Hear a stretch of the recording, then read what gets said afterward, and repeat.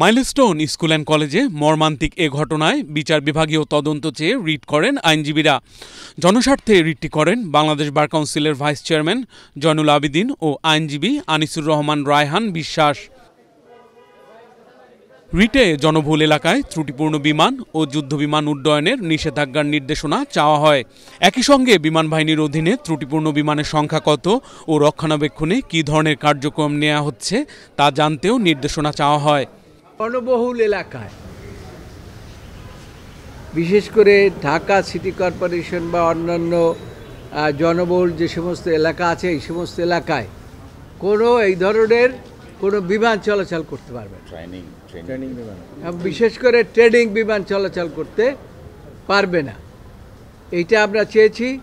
রিটে milestone school and কলেজে আহত শিক্ষার্থী, শিক্ষক ও অভিভাবকদের উন্নত চিকিৎসার জন্য বিদেশে পাঠানোর দাবি করা হয়।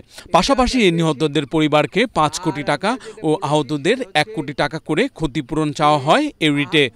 যারা নিহত হয়েছেন তাদের ইচ অ্যান্ড এভরি পার্সন, ছাত্র হোক আর যেই হোক না কেন, প্রত্যেককে 5 কোটি টাকা করে আমরা কম্পেনসেশন দেওয়ার জন্য আবেদন করেছি।